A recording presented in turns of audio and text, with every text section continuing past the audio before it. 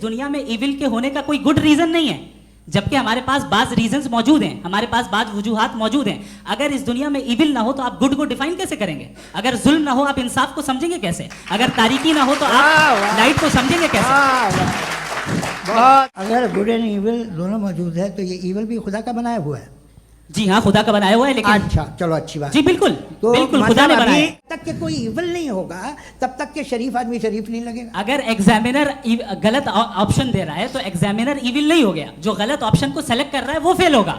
Creator ने evil को बनाया है लेकिन वो इविल नहीं है। अच्छा सुनिए मेरी बात, लेट मी कंप्लीट सर। खुदा ही जिंदगी देता है, खुदा ही मौत देता है, ये गलत है। बिल्कुल गलत नहीं है। हाँ, नहीं, निजाम उसी ने बनाया फ्री विल का, निजाम मौत और हयात का उसी ने, यानी लोग तय करेंगे।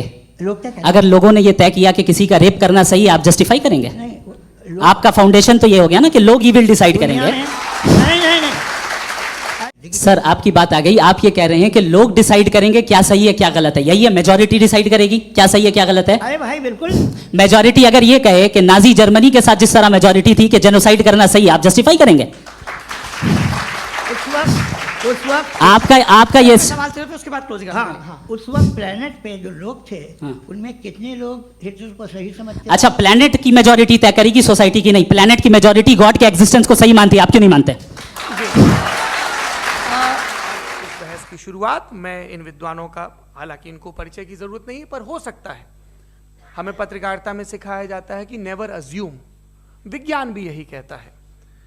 मुफ्ती शमाइल नदवी साहब इस्लामिक विद्वान, शिक्षाविद हैं, कोलकाता के वाहियान फाउंडेशन के संस्थापक हैं, लखनऊ की प्रतिष्ठित दारुल उलूम नदवतुल उलमा से ग्रेजुएशन किया है, सोशल मीडिया और सार्वजनिक मंचों पर अध्यापन और बौद्धिक कामों में सक्रिय हैं और इस समय इंटरनेशनल इस्लामिक यूनिवर्सिटी मलेशिया से पीएचडी कर रहे हैं।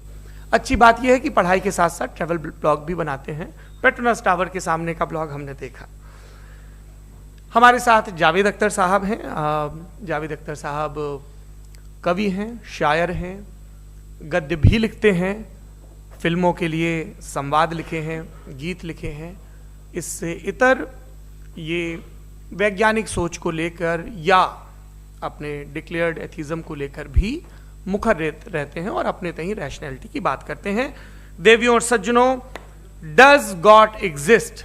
इस सवाल का जवाब सब अपने अपने तहीं खोजने की कोशिश कर रहे हैं। कोई इसको गॉड डैम पार्टिकल की खोज बताता है, कोई गॉड पार्टिकल की खोज बताता है, कोई हिग्स बोसान की खोज बताता है, कोई ये सवाल जवाब तलाशने की कोशिश करता है कि मास एग्जिस्टेंस में आखिर आया कैसे, हुआ क्या था, सृष्टि के पहले, समय के पहले क्या था। और कोई ये कहता है कि ये सारी खोजें जिस मस्तिष्क में हो रही हैं प्रकृति के क्रम में, वो कैसे विकसित हुआ। मैं उम्मीद करता हूं कि हम आज इन बुनियादी सवालों के कुछ जवाब हासिल करने में कामयाब हों। मैं सबसे पहले मंच पर आमंत्रित कर रहा हूं मुफ्ती शमाइल नदवी साहब को। आइए सर। तमाम तारीफ़ें उस क्रिएटर के लिए जिसने इस यूनिवर्स को एक मकसद के तहत पैदा किया है। रिस्पेक्टेड जनाब जावेद अख्तर साहब, मिस्टर सौरभ द्विवेदी और respected audience, thank you all for being here today. आज की डिबेट में चूंकि हम बात करने वाले हैं डज गॉड एग्जिस्ट के टॉपिक पर, अगर हम हिस्ट्री देखें तो खुदा जो है वो ज़्यादातर फ़नी है, वो हमेशा रहे नहीं। और वो जो लोग इन्हें मानते थे उनको आप कहें वो तो जाहिल थे, उन्हें तो कुछ पता ही नहीं था। ऐसा नहीं है, वो अपने वक्त में बड़े काबिल लोग थे और अपने वक्त में उन्होंने बड़े बड़े काम किए हैं।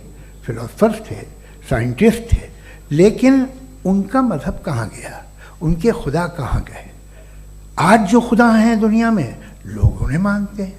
आपको क्या मालूम कि कितने बरसों के बाद क्या होने वाला है? हम यूरोप में देखते हैं तो चर्च खाली हैं। तो वक्त के साथ चीज़ें बदलती हैं। तो सबसे पहले हमारे रिस्पेक्टेड जावेद साहब ने हवाला दिया कि खुदा फ़ानी है। कितने मजहब आगे चले गए, किसी ने जुपिटर को खुदा माना, किसी ने किसी को माना। मैं कहता हूं जिसने कॉन्टिंजेंट चीज को खुदा माना, गलत माना, वो खुदा ही नहीं, वो खुदा ही नहीं है। हम तो नेसेसरी बीइंग को साबित करने बैठे हैं, वो नेसेसरी कॉज जो इटरनल है, जो अबदी भी है और अजली भी है। हम किसी और को साबित करने नहीं। जहां तक इसका ताल्लुक है मजहबों का, हर मजहब आपसे एक चीज मांगता है, फेथ। ये फेथ क्या चीज होती है? What is the difference between faith and belief? ये तो बहुत ही अहमकाना बात होगी कि कोई आदमी कहे साहब अगर खुदा है तो मुझे दिखाइए। ये तो जाहिलाना बात हुई। मैंने तो नॉर्थ पोल नहीं देखा है, मगर मैं मानता हूँ कि नॉर्थ पोल है। मैं क्यों मानता हूँ? इसलिए कि अगर ये दुनिया राउंड है तो उसका कोई टॉप होगा। कुछ लोग हैं जो वहाँ गए भी हैं, कॉमन सेंस कहता है कि ऐसा होगा, सबूत है, गवाह है, रीज़न है। तो ये मेरा फेथ नहीं है। तो फेथ में और बिलीफ में डिफरेंस क्या है? जो मजहब मांगता है आपसे, हर मजहब फेथ मांगता है। फेथ का मतलब ये है कि ना कोई गवाह हो, ना कोई सबूत हो, ना कोई रैशनल हो, ना कोई लॉजिक हो, ना कोई प्रूफ हो, मगर तुम एक बात को मानो। ये है फेथ। वरना बिलीफ होता। अगर इसमें कुछ भी सबूत होते, गवाह होते, तो फिर इसे आप बिलीफ कहते। जैसे मेरा बिलीफ है कि नॉर्थ पोल है, मेरा फेथ थोड़ी है। फेथ इन तमाम शर्तों को रद्द करता है। तो फिर स्टुपिडिटी क्या है? अगर मैं एक बात ऐसी मानूं जिसकी ना कोई लॉजिक है, ना कोई रैशनल है, ना कोई प्रूफ है, ना कोई गवाह है, ना कोई सबूत है, और मैं उसे मानूं, तो ये स्टुपिडिटी हुई। इसे ही भाई कल को मैं यकीन कर लूं कि एलॉन मस्क जो है मेरा भाई है, तो मुझे इंतहाई खुशी होगी, सुकून भी बहुत मिलेगा मुझे। लेकिन और कहे भाई क्यों मानते हो, क्या सबूत है? भाई वो तो अमेरिकन है और तुम तो इंडियन हो, वो तो नस्ल अलग है, तुम्हें कभी मिले भी नहीं। साहब देखिए मेरा फेथ है, इस पर बात न किया। फेथ का मतलब ही यह है कि आप प्रूव नहीं कर सकते। उन्होंने कहा कि फेथ एंड बिलीफ ये एक ऐसी डेफिनेशन है फेथ की जो इन्होंने पहली मर्तबा पेश की है, या माफ कीजिएगा इन्होंने पहली मर्तबा पेश नहीं की है, रिचर्ड डॉकिंस ने पहली मर्तबा पेश की है। मुझे मालूम है ये सोर्स कहां से है। एपिस्टेमोलॉजिकली फेथ और बिलीफ का फर्क आप इस तरह नहीं कर सकते सर।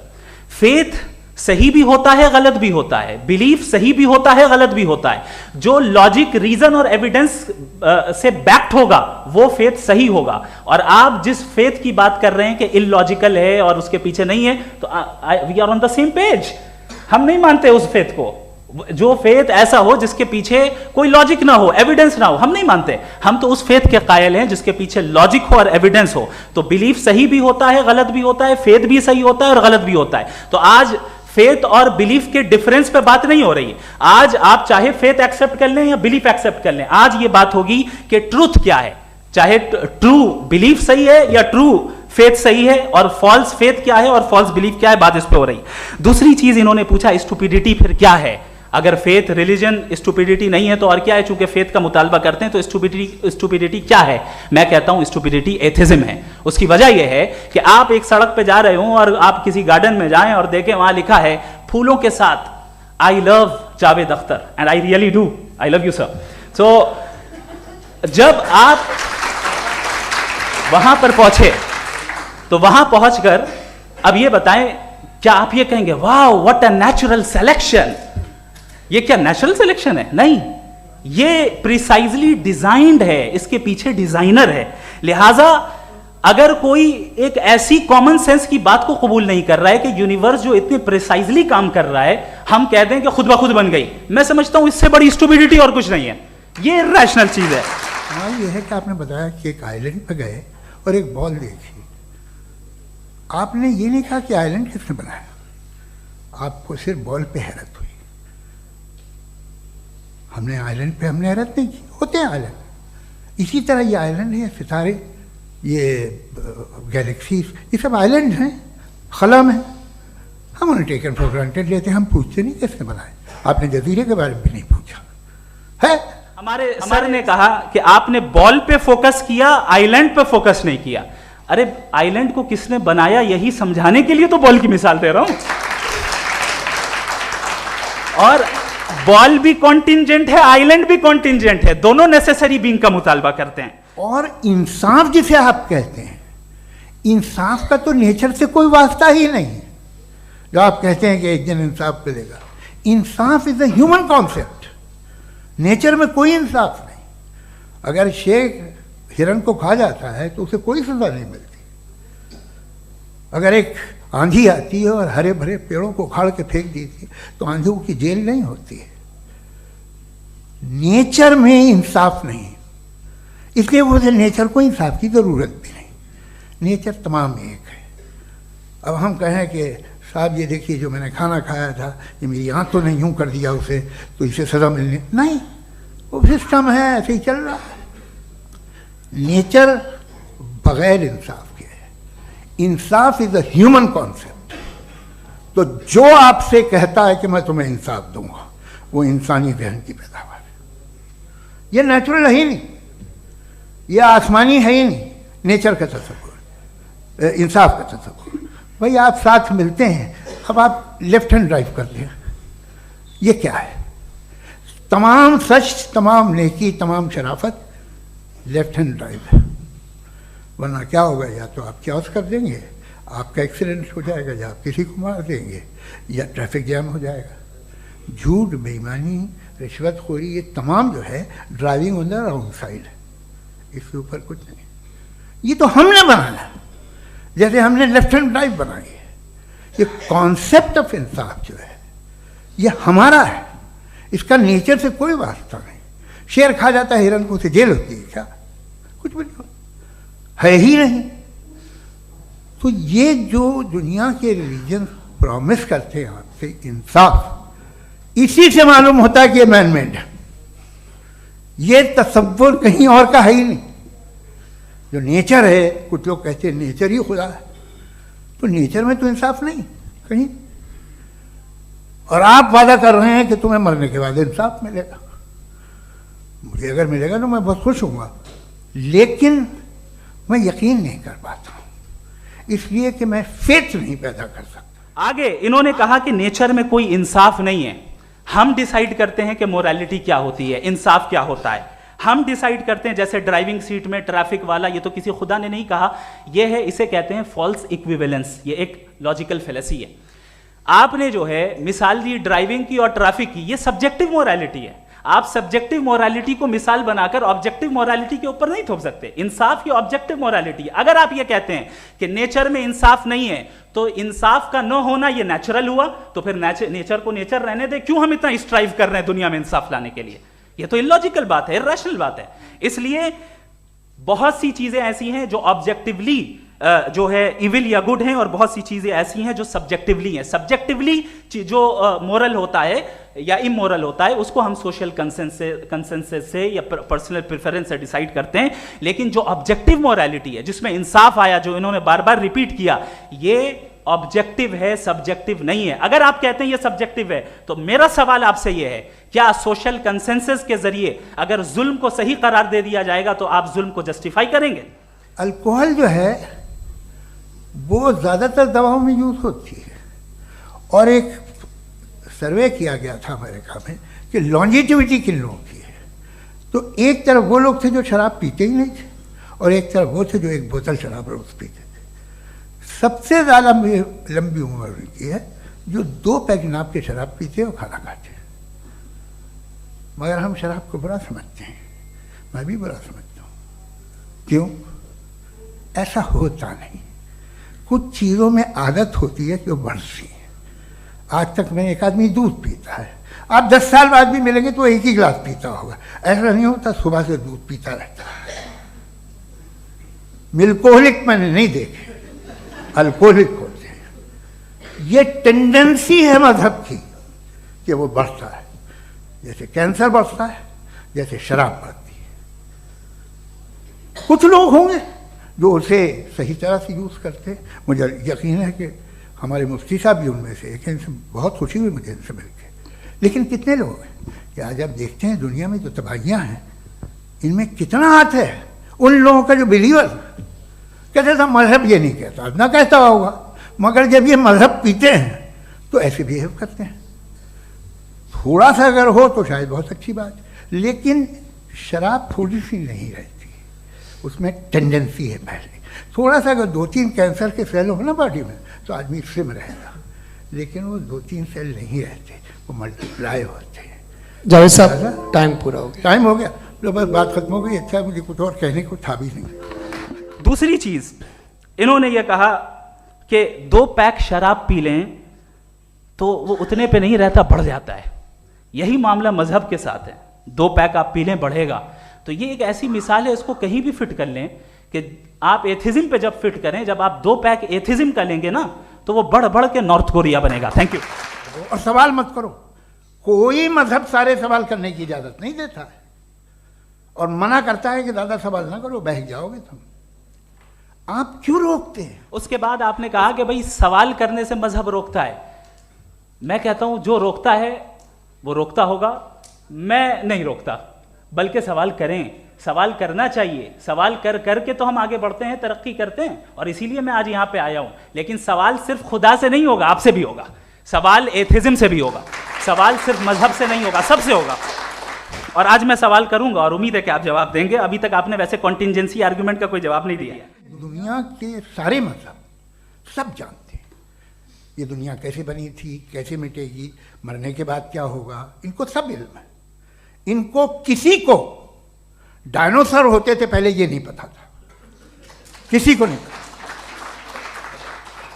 किसी भी दुनिया की मजहबी किताब में डायनासोर का जिक्र नहीं है, लेकिन बाकी सब बातें, how to make universe in 4 easy lessons and बाकी सब पता है। आपने कहा कि किसी मजहबी किताब में डायनासोर का जिक्र नहीं है। अफसोस कि आज तक किसी मैथमेटिक्स के किताब में मुझे डायनासोर का जिक्र नहीं मिला। तो इसका मतलब मैथमेटिक्स की किताब बेकार है? नहीं, उसका वो टॉपिक नहीं है। रेवलेशन का और मजहबी किताबों का टॉपिक ये नहीं है कि आपको आके बताए साइकिल कैसे बनाते हैं, या आकर ये बताएं कि जो है डायनासोर कब था। वो तो मोरालिटी सिखाने आया है, गॉड के बारे में बताने आया, नॉन फिजिकल रियलिटी की हकीकत को सिखाने के लिए आया। जिसमें रिलीजन एंड साइंस कि कब से रिलीजन जो है साइंस के अगेंस्ट है, और हद तो ये है कि भाप के इंजन के खिलाफ थे, स्टीम इंजन के भी खिलाफ थे, और फतवे हुए उन पे, वेटिकन ने दिए। तो ये हमेशा, अभी जैसे ही ये राइट विंगर आते हैं अमेरिका में पावर में, तो वो जो अपना ये क्या बोलते हैं उसे, सीड क्या वर्ड है, सीड क्या जो, हाँ नहीं सीड जो होते हैं जिन पे जी नहीं भाई, वो जो ह्यूमन बॉडी के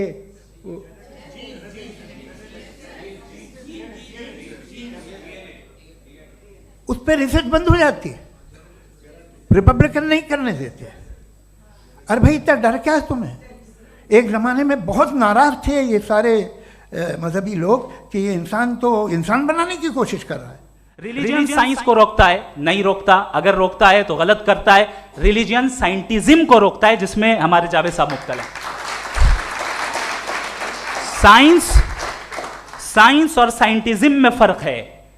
साइंटिज्म यह है कि आप समझें कि साइंस और साइंटिफिक मेथोडोलॉजी ये नॉलेज को हासिल करने का वाहिद सोर्स ऑफ नॉलेज है। यह है साइंटिज्म।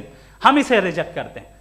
हम साइंस को तो तरक्की करते हैं, भाई आप हमारी पूरी तारीख कर लें, पढ़ लें तो आपको पता चल जाएगा। बहरहाल ये अलग टॉपिक है। उसके बाद इन्होंने एक लफ्ज कहा, वेटिकन ने फतवा दिया। वेटिकन का फतवे से कोई ताल्लुक नहीं है, दोनों कॉन्ट्राडिक्टरी अल्फाज हैं। आज जो बातें आपके जहन से बिल्कुल परे हैं और आप हैरान होते उन्हें देख के, एक वक्त आएगा कि मामूली लगेंगे, और हुआ है। आपकी इंसानी तारीख ही है। इतनी जल्दी सारे फैसले आप मत कर लीजिए, थोड़ा ये ह्यूमिलिटी रखिए कि भाई ये हमें नहीं मालूम। ये कहने में क्या है? उसके बाद कहा कि भाई हमें नहीं मालूम। अगर नहीं मालूम तो क्लियरली कह देना कि नहीं मालूम है, इसमें क्या हर्ज है? तो वही तो मैं कह रहा हूं ना कि आप कह दें कि नहीं मालूम, लेकिन क्लेम क्यों कर रहे हैं कि गॉड एग्जिस्ट नहीं कर रहा है? आप कह दें नहीं मालूम है, हो सकता है हो सकता ना हो, लेकिन आप क्लेम कर रहे हैं। The moment you say God does not exist, this is a claim, and now the burden of proof is upon you too, जैसे हमारे ऊपर है। और क्यों है मैं बताता हूं, क्यों है ये भी मैं बताता हूं। फिलोसॉफिकली जो क्लेम होता है ना, सिर्फ ये नहीं होता कि इंसान कहे पॉजिटिव क्लेम करे और नेगेटिव क्लेम करे तो बर्डन ऑफ प्रूफ नहीं है। आप मिसाल के तौर पे मैं कहूं कि फुला उस कमरे में कोई नहीं है, मैंने एक नॉलेज का क्लेम किया है। उस कमरे में कोई नहीं है, मैंने एक नॉलेज का क्लेम किया। या तो मैं कहूं मुझे नहीं पता, हो भी सकता है नहीं भी हो सकता है, this is not a claim. लेकिन जब मैं कह रहा हूं कि वहां कोई नहीं है या मैं कह रहा हूं वहां कोई है, दोनों क्लेम है और दोनों के ऊपर बर्डन ऑफ प्रूफ है, हमारे ऊपर भी बर्डन ऑफ प्रूफ है। मैंने कंटिजेंसी आर्ग्यूमेंट दिया, इसे तोड़कर दिखाइए। ये यूनिवर्स कहाँ तक फैली, ये कब से है और कब तक रहेगी, हमें नहीं मालूम। आपने फैसला कर लिया कब बनी, ये आपके हिसाब से कोई 14 बिलियन ईयर बनी जो समझा जाता है। उससे पहले हजारों करोड़ों अरबों साल तक खुदा बैठा क्या कर रहा था? खामोश बैठा था, ऐसे ही जमाइयाँ ले रहा था। फिर उसे आइडिया है, यार एक काम करते, वक्त अच्छा गुजर जाएगा, यूनिवर्स पर आपसे सोचिए। वो तो हमेशा से है ना, मगर यूनिवर्स हमेशा से नहीं है, ये तो बनाई गई है। और उससे पहले क्या था, इनका क्या काम था? कैसी बात है, ये बड़ा आसान है। जो बात हमें आज धीरे धीरे पता चली है, बरसों 2000 और 2500 साल पहले आपको किसी ने बता दिया कि क्या था, आप मान गए और तब से वही मान रहे हैं जो 2500 साल पहले कहा गया था। सब कुछ बदल गया है, सॉल्व हो रही हैं चीज़ें। अभी साइंस बिल्कुल दावा नहीं करती, या कोई फिलोसफर ये दावा नहीं करता कि हमें सब मालूम, बल्कि वो कहता है कि हमें जितना मालूम होता है उससे ये मालूम होता है कि हमें कितना कम मालूम। तो हम अपनी जहालत से लड़े, उसकी परस्तिश न करें। जी, आखिरी चीज, इन्होंने कहा कि खुदा दुनिया बनाने से पहले 150 साल पहले या करोड़ों साल पहले क्या कर रहा था। अरे हजरत, चलें, बहरहाल मैं जवाब दे देता हूं, आप हमारे रिस्पेक्टेड पर्सनालिटी हैं, अगर आप नहीं होते तो मैं ऐसे एंटरटेन ही नहीं करता।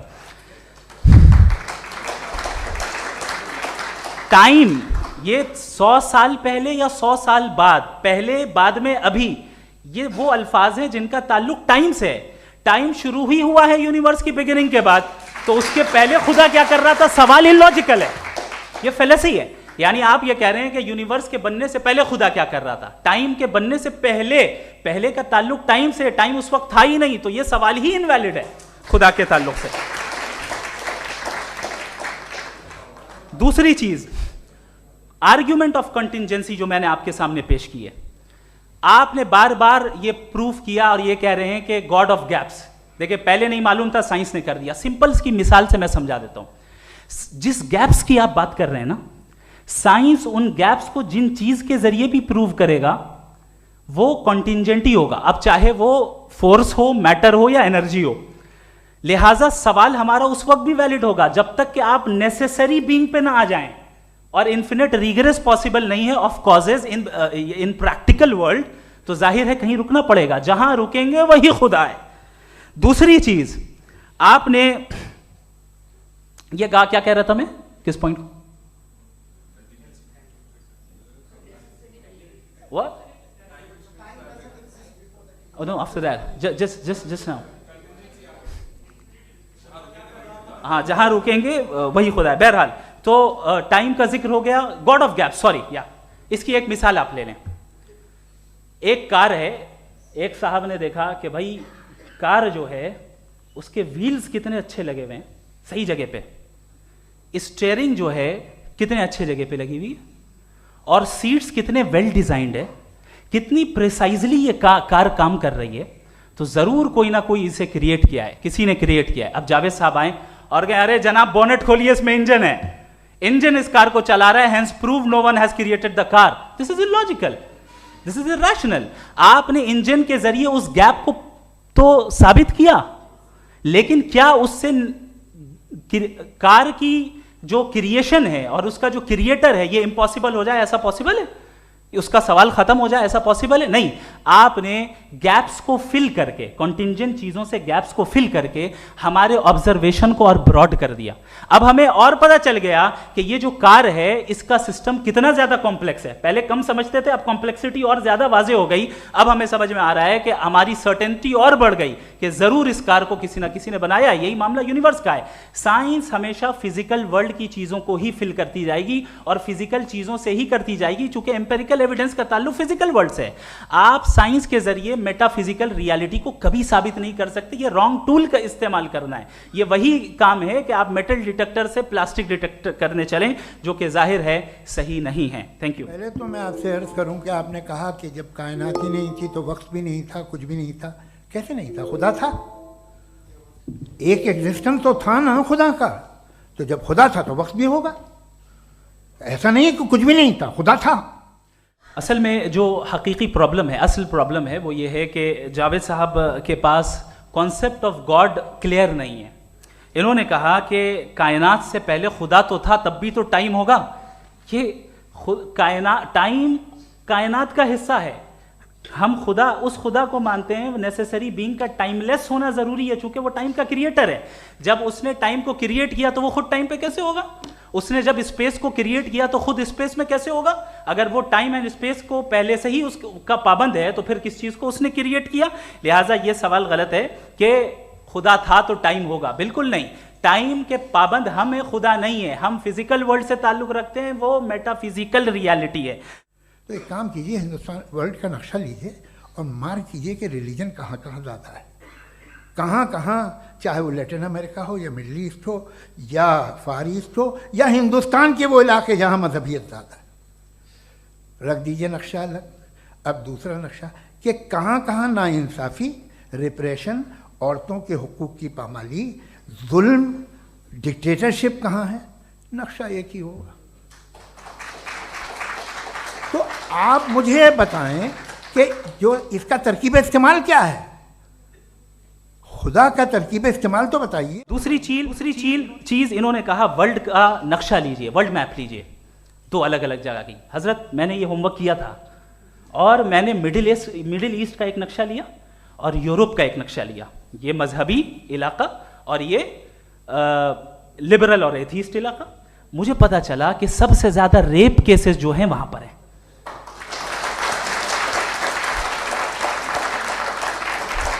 मुझे ये पता चला यूएन की रिपोर्ट के मुताबिक, मैं ये अपने घर से नहीं लेके आ रहा, कि जो वर्किंग वुमेन है यूरोपियन कंट्रीज में, उसमें 81% वुमेन सेक्सुअल हैरेसमेंट का वर्क में शुमार हो रही है। ये मिडिल ईस्ट में नहीं हो रहा है, वो मजहबी लोग हैं इसलिए नहीं हो रहा है। सारे के सारे खराब मुल्क हैं, खराब समाज है, वो सारे जुल्म खुदा के नाम पे करते हैं। वो गलत करते हैं, सही करते हैं, मुझे क्या लेना देना उससे। इस्तेमाल से मालूम होता ना। एक विस्की की बोतल कभी शायद देखी हो आपने, लाल रंग की होती है, उस पर रोशनी और छपड़ा इंतहाई खूबसूरत लगती है, क्या बिगाड़ रही है किसी का? उसका इस्तेमाल गलत है, इसलिए आप उसे नापसंद करते हैं। इसका इस्तेमाल गलत है, इस तसव्वुर का इस्तेमाल ही गलत है और हमेशा से गलत हुआ है। आप देख लीजिए, इंसानी तारीख देख लीजिए, आज देख लीजिए, हिंदुस्तान देखिए, दुनिया देख लीजिए, क्या हो रहा है।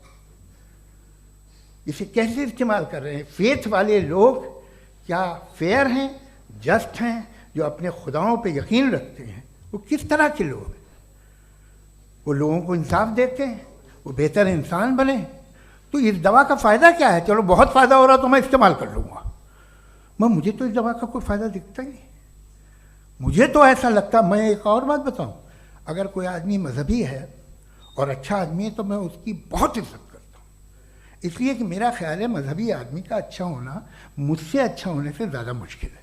दूसरी चीज़ आपने ये कहा कि मजहबी आदमी का अच्छा होना हमारे अच्छे होने से बहुत मुश्किल है, बहुत मुश्किल है। तो इसका मतलब यह है कि गॉड के अलावा आपके पास अच्छे और बुरे का कोई स्टैंडर्ड है। मैं चाहूंगा कि कन्वर्सेशनल स्टाइल वाली डिस्कशन और सेगमेंट पे इसी पे बात कर लेते हैं। Thank you. सबसे पहला सवाल आपसे ये है कि जो मैं इतनी देर से कॉन्टिंजेंसी आर्ग्यूमेंट आपको बता रहा था, ये अकल से ही बता रहा था हजरत। आप ये बताएं कि आप इन्फिनिट रिग्रेस ऑफ कॉजेस को पॉसिबल मानते हैं या नेसेसरी बीइंग के एग्जिस्टेंस को सही समझते हैं? क्योंकि दो ही ऑप्शन हो सकता है, आप ये बताएं। देखिए, आपको मैं ईमानदारी से बात करूं, एक तो मैं कॉन्टिजेंसी वर्ड ठीक से समझता नहीं, और इस वक्त भी जो आपने अंग्रेज़ी के अल्फाज इस्तेमाल किए वो ज़रा थोड़े से मुझे डिफ़िकल्ट और कॉम्प्लिकेटेड लगे। तो आप ज़रा सिंपल ज़बान में सवाल कर सकते हैं? बिल्कुल कर सकता हूँ जी। यूनिवर्स की हर चीज़ कॉन्टिंजेंट होने का मतलब ये है कि वो अपने एग्जिस्टेंस में किसी के ऊपर डिपेंडेंट है। जो भी चीज़ डिपेंडेंट होगी वो चीज़ इंडिपेंडेंट नहीं हो सकती, तो उसका कोई ना कोई कॉज होगा। तो अब आप क्या समझते हैं कि ये इन्फिनिट रिग्रेस है, यानी कॉज पर कॉज, कॉज पर कॉज, कॉज पर कॉज, और कभी कोई यानी ये एंडलेसली चलता रहा? क्योंकि अगर ऐसा होगा तो हम तो एग्जिस्टेंस में आते ही नहीं। लॉजिकली ये मुत्तफक अलैह चीज़ है, मुत्तफक अलैह अग्रीड अपॉन, ओके। इस पे हमने एग्री किया था कि मुश्किल शब्द आएगा तो अर्थ बताना पड़ेगा। तो इन्फिनिट रिग्रेस तो पॉसिबल नहीं है, तो कहीं ना कहीं आपको रुकना पड़ेगा ऐसे नेसेसरी बीइंग पर। नहीं, कोई जरूरत नहीं रुकने की। किसने कहा आप रुकना पड़ेगा? आप रुकते हैं खुदा पे, आप नहीं रुकते। आप कहते हैं वो हमेशा से, जब उस वक्त से जब वक्त नहीं था। आप कहाँ रुकते हैं कि अब हुआ था वो? आप नहीं कहते। हम क्यों नहीं मान सकते कि यूनिवर्स जो है और बल्कि मल्टीवर्सेस जो है वो हमेशा से हैं, वो बनती है, बिगड़ती है। एक हमारे यहाँ एक चीज़ है ब्लैक होल, वो समेट लेता है वापस, फिर ब्लास्ट होता है, फिर फैल जाता है। और इसमें हमारी तो खैर कोई औकात ही नहीं है इंसान की। एक छोटे से जर्रे पे हम 50-60 साल की उम्र रखते हैं, जो करोड़ों अरबों साल की कायनात है उसमें, और पैदा भी नहायत ही बेहुदा वजह से हुए थे। तो इसमें ये सोचना कि इसकी वजूहात और ये क्यों है, ये डिपेंडेंट है, ये हम देख रहे हैं। क्या मालूम, आप सोचिए कि ये जो फैल रही है कायनात, ये कहाँ फैल रही है, ये कहाँ जा रही है, और ये फैल क्यों रही है? अरे बना ली थी तुमने, रुको भैया, हाँ काफ़ी है। ये फैल क्यों रही है? ये और कौन सी कायनात जिसे मैं दूरबीन से देखता हूँ तो 2 बिलियन लाइट ईयर पे है, उससे मेरा कोई वास्ता ही नहीं है। 2 बिलियन ईयर यानी अगर मैं 80,000 माइल्स पर सेकेंड से चलूं तो 20 करोड़ साल में वहां पहुंच जाऊंगा। इसकी ज़रूरत क्या थी? ये दुनिया, ये कायनात तो इंसान अशरफुल मखलूक़ात के लिए बनाई गई ना। तो ये सब ये टर्म समझ में नहीं आया, इसमें कोई ख़ास समझने वाली बात थी भी नहीं। ये जो अल्टीमेट कहा यह जाता है कि ये जो पूरी यूनिवर्स है, ये जो दुनिया है, ये इंसान के लिए बनाई गई। अच्छा, ये सब इंसान के लिए। क्यों साहब, सही है ना?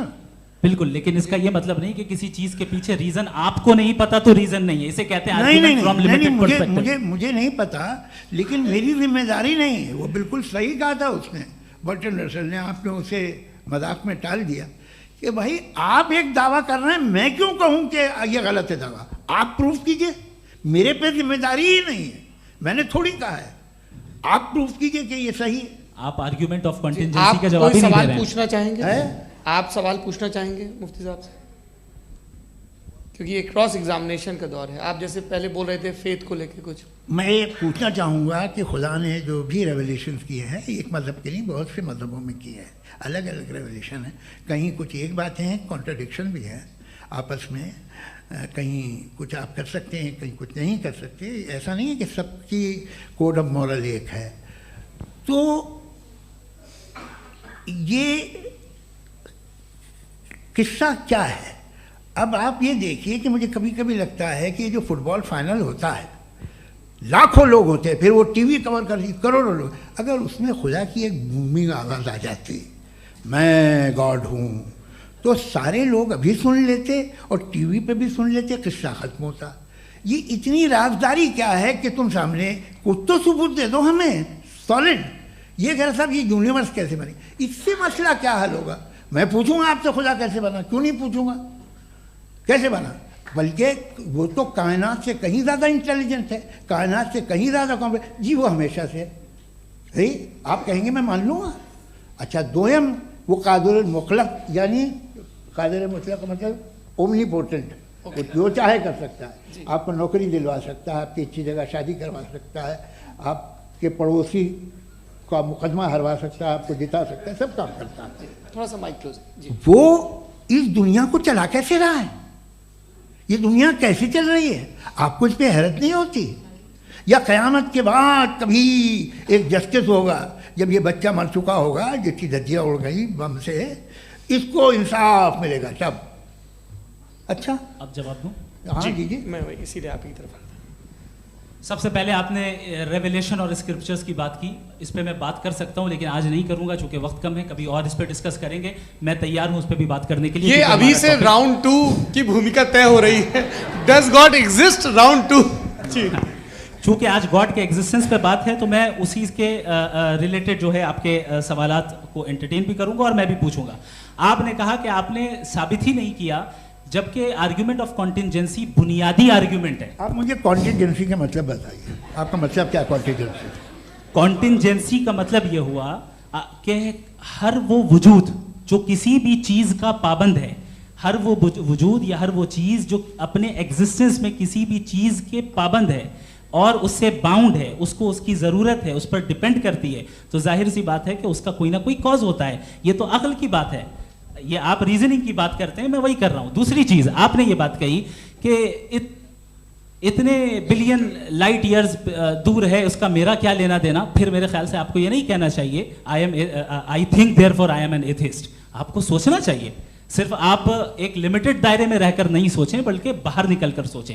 आपने तीसरा सवाल किया, आपने 2-3 सवाल एक साथ। ऐसी बातें ना कीजिए, कुछ लोगों को इतराज हो जाएगा आप पे कि आप कुछ भी सोचिए, ये इजाज़त आपको है नहीं, मुझे है।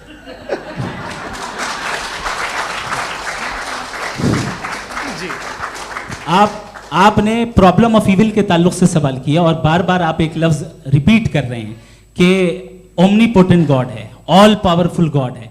यही तो दरअसल समझना है कि गॉड का कॉन्सेप्ट क्या है। प्रॉब्लम ऑफ इविल जो है, प्रॉब्लम ऑफ इविल दर हकीकत 2 असम्पशंस पर कायम है। अगर आप इन 2 असम्पशंस को समझ जाएं तो ये प्रॉब्लम नहीं रहेगी, आर्ग्यूमेंट आपको समझ में आ जाएगी कि ये कोलैप्स कर जाता है। पॉइंट नंबर 1 यानी जो आपका सबसे पहला फॉल्स असम्पशन है कि गॉड मर्सीफुल है, ओमनीपोटेंट है, दुनिया में जुल्म हो रहा है। लेकिन आपको यह समझना चाहिए कि हमारे वर्ल्ड व्यू के मुताबिक गॉड सिर्फ ओमनीपोटेंट और सिर्फ मर्सीफुल नहीं है, बल्कि वो ऑल वाइज भी है और वो ऑल नोइंग भी है। उसके हर काम के पीछे हिकमत और विजडम है। ये कोई जरूरी नहीं है कि वो हिकमत और विजडम आपको समझ में आए या मुझे समझ में आए। अगर आप जो समझ रहे हैं उसके मुताबिक आप फैसला कर रहे हैं, ये लिमिटेड पर्सपेक्टिव से आर्ग्यूमेंट है। और इस चीज को हम अपनी दुनिया में, अपने लाइफ में, डेली लाइफ में इस प्रिंसिपल को एक्सेप्ट करते हैं। हम जब किसी डॉक्टर के पास जाते हैं, डॉक्टर के पास जाकर वो अगर उसने हमें कोई दवाई दी है तो हम ये तो नहीं कहते कि जब तक आपके पास जितना नॉलेज और जितना विजडम नहीं है, आपने क्यों ये दवाई दी है, तब तक हम इस चीज को एक्सेप्ट नहीं करेंगे। नहीं कहते, हम उसकी अथॉरिटी को तस्लीम करते हैं। क्यों? क्योंकि उसकी हम जानते हैं कि वो नॉलेजेबल है, वो विजडम वाला है, हमसे ज्यादा नॉलेज और हमसे ज्यादा विजडम है। बताएं सर। मैंने डॉक्टर में और खुदा में बड़ा डिफरेंस है। डॉक्टर पढ़ा लिखा होता है एक, तो मैं उसकी बात सुनूंगा। 2 ये नहीं, कुछ जवाब तो ये भी नहीं है सर। प्लीज अगर सब ऑडियंस से बोलने लगेंगे तो फिर मतलब नहीं सिविलाइज्ड बहस का। मतलब आप ये कहें कि चूंकि आप डॉक्टर पे बिलीव करते हैं इसलिए खुदा पे बिलीव कीजिए, क्या ये मिसाल आपको समझाने के आर्गुमेंट है, इस पे आपको एतराज नहीं है। तो सिंपल बात ये है कि मैं अगर ये यकीन कर लूँ कि एक ओमनीपोटेंट, उसकी मसलहत है, ये जो बच्चे मर रहे हैं ये मसलहत है उसकी, मुझे नहीं चाहिए इसकी मसलहत। उसकी मसलहत नहीं, यही तो समझना है, मतलब एक्सपीरियंस। अच्छा, इस आपने अभी मेरी बात पूरी सुनी नहीं। मैंने कहा आपका पूरा आर्ग्यूमेंट 2 फॉल्स असम्पशंस पर है। एक फॉल्स असम्पशन मैंने बता दिया, दूसरा फॉल्स असम्पशन ये है कि इस दुनिया में इविल के होने का कोई गुड रीजन नहीं है, जबकि हमारे पास बाज रीजंस मौजूद हैं, हमारे पास बाज वजूहात मौजूद हैं। अगर इस दुनिया में इविल ना हो तो आप गुड को डिफाइन कैसे करेंगे? अगर जुल्म ना हो आप इंसाफ को समझेंगे कैसे? अगर तारीकी ना हो तो आप लाइट को समझेंगे कैसे? बहुत अच्छे। अभी और सुन लें, अभी और बाकी है। ये तो बात बहुत पसंद आई साहब मुझे, कि जब तक रेप ना हो तब तक औरतों की इज्जत का ख्याल आपने मेरा जवाब पूरा सुना ही नहीं। जब तक के बच्चों का कत्ल ना किया जाए तब तक आपको बच्चों की मासूमियत की इज्जत। आपने पूरा जवाब सुना ही नहीं। क्या बात है, क्या आपने नुक्ता निकाला? आपने पूरा जवाब सुना ही नहीं। आप सुन लें, मेरी बात सुन लें। ये मैंने आपको एक चीज बताई। दूसरी चीज, इस दुनिया में हम आए हैं टेस्ट के लिए, हमारा टेस्ट हो रहा है और हर इंसान का अलग अलग अंदाज में टेस्ट होता है। और इस दुनिया में अगर इविल मौजूद है तो वो इविल जरिया है हमारे अंदर ह्यूमन नोबल क्वालिटीज को डेवलप करने का और अलग अलग फील्ड में प्रोग्रेस करने का। और अगर हमारे अंदर और इस दुनिया में इविल नहीं होता तो बताइए टेस्ट का मतलब क्या होता? अगर मैं अपने स्टूडेंट को एमसीक्यूज दूं और उसमें सिर्फ राइट आंसर लिख कर दे दूं और कहूं तुम्हारा टेस्ट हो गया, ये मीनिंगलेस है। इस दुनिया में अगर हम टेस्ट के लिए आए हैं तो जाहिर है गुड एंड इविल दोनों मौजूद है। तो अगर गुड एंड इविल दोनों मौजूद है तो ये इविल भी खुदा का बनाया हुआ है।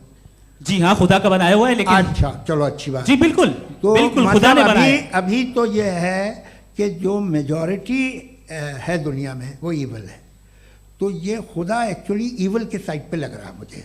बिल्कुल भी नहीं, मैं बताता हूं। मेजॉरिटी में तो वो है। क्या बात कर रहे हैं भाई आप?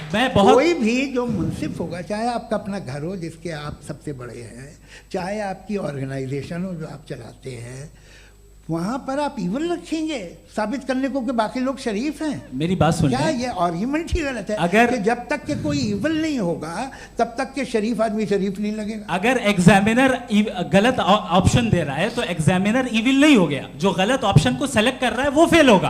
क्रिएटर ने इविल को बनाया है लेकिन वो इविल नहीं है। अच्छा सुनिए मेरी बात, एक- हाँ। Let me complete sir. जी जी। क्रिएटर ने इविल को बनाया है टेस्ट के लिए, वो इविल नहीं है। इविल वो होगा जो उसे इख्तियार करेगा। छुरी को बनाने वाला गलत नहीं होता है, छुरी का गलत इस्तेमाल करने वाला गलत होता है। रेप को कैसे गलत इस्तेमाल करते हैं? रेप इंसान के फ्री विल का नतीजा है। ये रेप कैसे गलत इस्तेमाल होता है? ये मुझे अब सुन लें, अब सुन लें। गलत इस्तेमाल होता हाँ मैं बता रहा हूँ रेप कैसे गलत ना, मैं बता रहा हूँ जी। कि जो इविल इस दुनिया में मौजूद है उसके कई सारे तरीके हैं। एक तरीका इंसान का अपना फ्री विल है। अब अगर कोई रेपिस्ट रेप कर रहा है तो इसका गॉड का कसूर नहीं है, वो अपने फ्री विल का गलत इस्तेमाल कर रहा है, उसको सजा मिलनी चाहिए। अच्छा। और उसी के लिए जहन्नम बनाई गई है। ये फ्री विल का भी बड़ा चक्कर। आप जब कोई बुरा काम करते हैं या कोई बुराई होती है तो ये कहा जाता है कि ये फ्री विल है। 7 billion free wills are moving on this planet. 7 billion free will. और एक आदमी अपनी फ्री विल से मुझे कत्ल कर दे तो मैं खुदा की मर्जी से मरा हूँ कि इसकी फ्री विल की वजह से? मेरी मौत खुदा के हाथ है या ये फ्री विल वाले के हाथ है? खुदा ने फ्री विल का निजाम बनाया है और उस निजाम का गलत इस्तेमाल करके कोई आपको ये मार गलत रहा है, इस्तेमाल करके मेरा कत्ल कर देता है। अब मेरी मौत का जिम्मेदार कौन है? वो इंसान जिम्मेदार है। वो इंसान। जी। तो ये कहना कि और उसको खुदा ही जिंदगी उसको देता सजा है, मिलेगी। तो अब आप आगे चलिए कि ये तय करना कि अल्लाह ही या खुदा, सॉरी अल्लाह ने, खुदा ही जिंदगी देता है, खुदा ही मौत देता है, ये गलत है।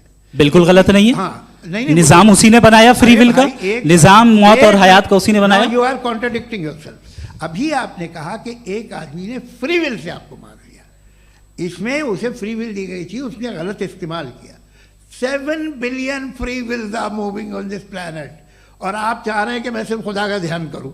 ये 7 बिलियन फ्री विल्स को मुझे लुक आफ्टर करना पड़ेगा कि नहीं? ये तो तबाहियां कर रही हैं और तबाहियां ज़्यादा हो रही हैं। बिल्कुल। तो अगर आप बताएं अगर खुदा नहीं है फॉर एग्जाम्पल, हाँ। तो आप इविल को कैसे डिसाइड करेंगे? यानी how can you define evil objectively without God? देखिए दुनिया में 2 तरह के जानवर हैं। एक जो अकेले रहते हैं जंगल में और एक जो ग्रुप्स में रहते हैं। ग्रुप में जो भी रहेगा, चाहे वो आपका फाउंडेशन हो, चाहे कोई क्लब हो, चाहे कोई पॉलिटिकल पार्टी हो, चाहे कोई यूनिट हो, उसमें आपको इंटरैक्ट करने के रूल बनाने पड़ेंगे। यानी लोग तय करेंगे।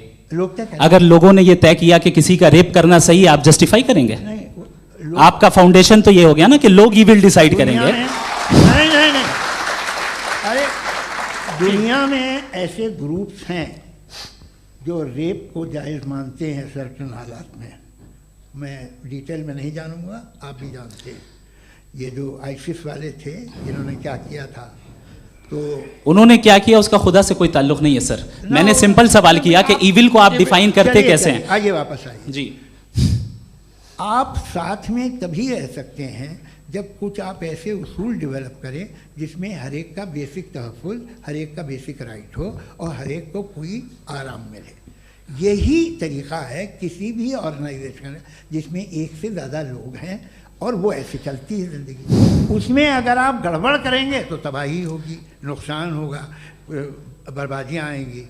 और अगर उसमें आप घर ले लीजिए ना, एक हस्बैंड है, एक वाइफ है, बच्चे हैं, वालदा भी हैं, 2 बहनें भी हैं, एक भाई भी है। अब इसमें कोई निज़ाम आपको चाहिए साथ में रहने का और एक दूसरे पे भरोसा रहे, एक दूसरे के बहीख्वाह हों, एक दूसरे की मदद करें, ऐसी जिंदगी। सर आपकी बात आ गई। आप ये कह रहे हैं कि लोग डिसाइड करेंगे क्या सही है क्या गलत है, यही है? मेजॉरिटी डिसाइड करेगी क्या सही है क्या गलत है? अरे भाई बिल्कुल। मेजॉरिटी अगर ये कहे कि नाजी जर्मनी के साथ जिस तरह मेजॉरिटी थी कि जेनोसाइड करना सही है, आप जस्टिफाई करेंगे?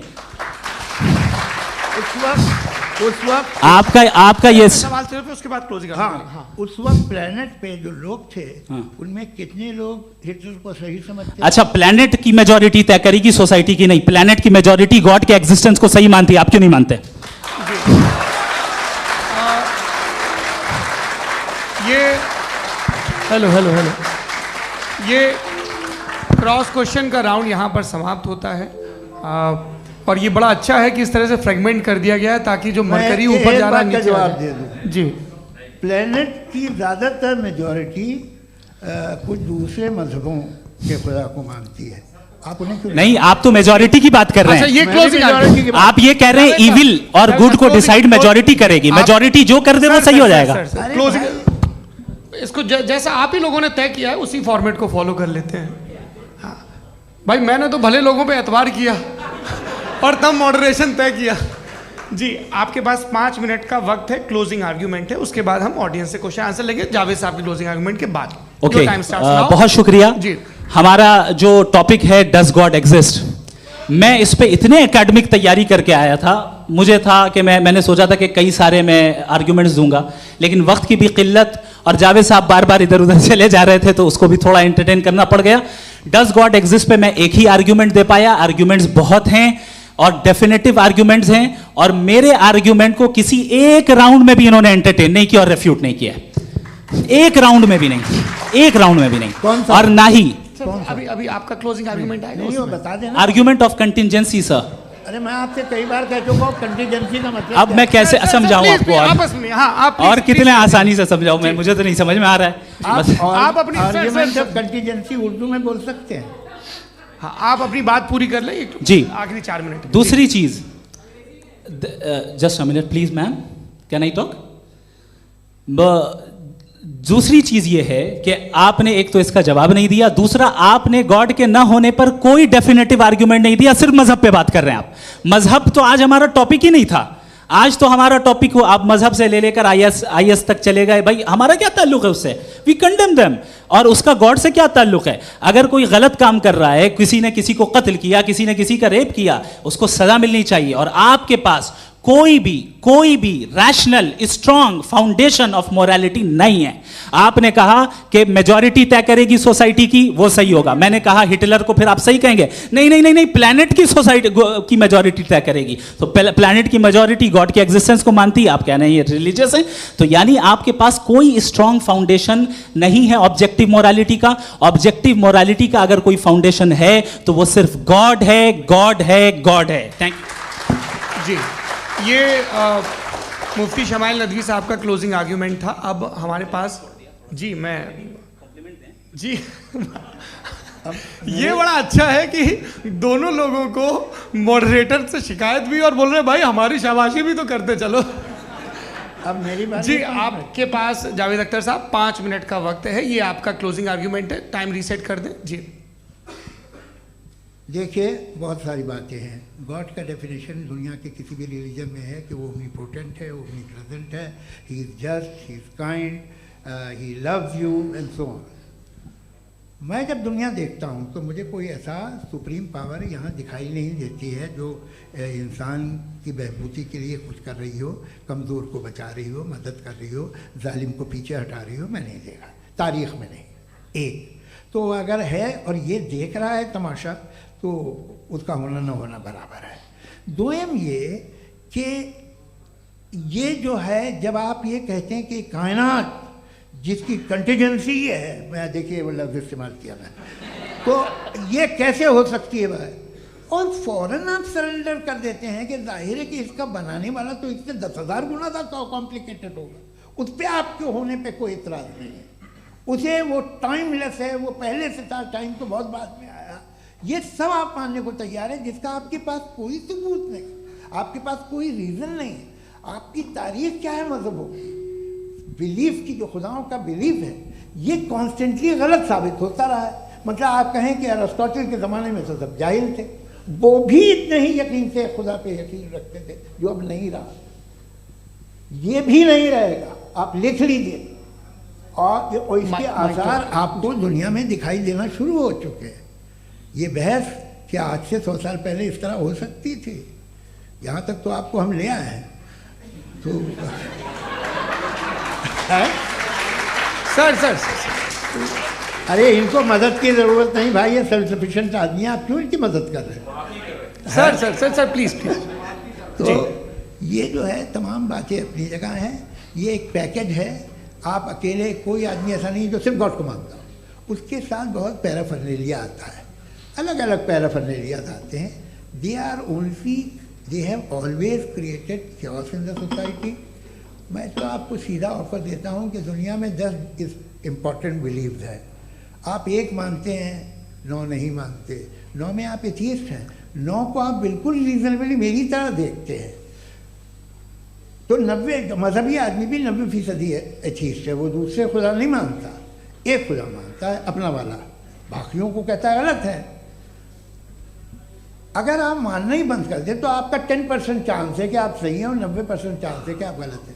मेरा मशवरा है, आप मानना छोड़ दिए तो 50% चांस होगा कि आप सही हैं और 50% चांस होगा, 40% आप गेन करेंगे बाय बिकमिंग एन एथियस्ट.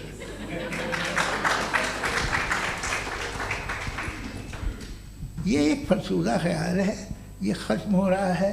हो सकता है मेरी ज़िंदगी में ना हो, लेकिन ये हो जाएगा.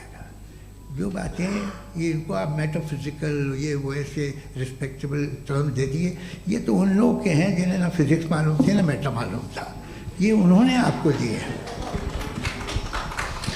जी बहुत शुक्रिया आप दोनों लोगों का. और अब इस बातचीत का आखिरी राउंड शुरू होगा, डज गॉड एग्जिस्ट की ये बहस मुफ्ती शमाइल नदवी और जावेद अख्तर साहब के बीच. आप लोग अपने अपने हाथ ऊपर करेंगे, मैं यहाँ से तय करूँगा. और माइक हमारे पास है क्या? एक ही माइक है ऑडियंस के लिए? 2 माइक है, एक इस तरफ एक इस तरफ, ठीक है. तो जी सबसे पहले हमारी सहयोगी हैं मारिया शकील जी, पूछिए सवाल. थोड़ा सा रुकेंगे ताकि कैमरे का फ्रेम आप पर आ जाए, आपकी तो प्रैक्टिस है टीवी की. जी नदवी साहब, मैं खुदा को मानती हूँ, पहले मैं इसी प्रमाइस से शुरू कर रही हूँ और ये बता रही हूँ आपको, मैं मानती हूँ. लेकिन कुछ सवाल हैं जो जावेद साहब ने उठाया, उसका जवाब आपको देना चाहिए. पहला सवाल ये कि गज़ा में सालों से छोटे बच्चे मर रहे हैं, वो उनको अगर खुदा मर्सीफुल है, हम मानते हैं कि अल्लाह ताला में बहुत ताकत है, तो वो बच्चे क्यों मर रहे हैं. दूसरी बात ये कि अगर कंटिजेंसी की जो आप बात करते हैं, पूरे मुस्लिम ममालिक मिल करके भी उन गज़ा के बच्चों को क्यों नहीं बचा पा रहे हैं? क्योंकि अगर वो चाहते, क्योंकि अल्लाह ताला उन पर हुकूमत करते हैं, सब पर हुकूमत करते हैं, तो वो उनको क्यों नहीं बचा? जी थैंक यू वेरी मच. बहुत अच्छा किया आपने इस चीज़ को जिक्र कर दिया, मैं इसको और अच्छे से एक्सप्लेन करने की कोशिश करता हूँ. देखें, जहाँ तक आपने कहा कि गज़ा के बच्चों को मारा जा रहा है, देखिए 2 वर्ल्ड व्यू है, एक एथिस्टिक वर्ल्ड व्यू, एक थीस्टिक वर्ल्ड व्यू है. बच्चे मर रहे हैं दोनों वर्ल्ड व्यू में, लेकिन हमारा वर्ल्ड व्यू कह रहा है कि रिकॉम्पेंस है, ये कह रहे हैं कि उनका मरना बेकार जाने वाला है, कोई उसका रिकॉम्पेंस नहीं है, चूंकि इनके यहाँ आखिरत और अल्लाह का कोई तसव्वुर या गॉड का कोई तसव्वुर नहीं है. आपने ये सवाल किया कि गॉड मर्सीफुल है, क्यों नहीं रोकता. ये मैंने बताया कि ये मिसकंसेप्शन है लोगों के दरमियान कि गॉड को सिर्फ मर्सीफुल और ओमनीपोटेंट समझते हैं. गॉड के सिर्फ यही 2 एट्रीब्यूट्स नहीं हैं, गॉड के कई सारे एट्रीब्यूट्स हैं. उनमें से अल हकीम भी है, उनमें से ऑल वाइज भी है, ऑल नोइंग भी है. लिहाजा अगर इस दुनिया में किसी को तकलीफ आ रही है और गॉड उसको नहीं रोक रहा है, वो इसलिए नहीं रोक रहा है चूंकि इंसानों को फ्री विल दिया गया है. ठीक इसी तरीके से अगर एक डॉक्टर किसी छोटे बच्चे को इंजेक्शन लगा रहा है, उसे तकलीफ पहुंच रही है, उसके लिमिटेड पर्सपेक्टिव के एतबार से ये गलत हो रहा है और डॉक्टर बुरा है. लेकिन जब आप ब्रॉडर पिक्चर को देखेंगी, आपके और हमारे पास सिर्फ एक पिक्सल है, हमें इतना नजर आ रहा है कि गज़ा में कत्ल हो रहा है, लेकिन इसके पीछे कितना रिकॉम्पेंस उनको मिलने वाला है, पूरा पिक्चर गॉड के पास है. तो एक पिक्सल से आप पूरे पिक्चर को कभी भी जज नहीं कर सकती. आप इसमें कुछ जोड़ना चाहेंगे? आपको कुछ बोलना है इसमें? भैया आपने बहुत अच्छा जस्टिफिकेशन दिया.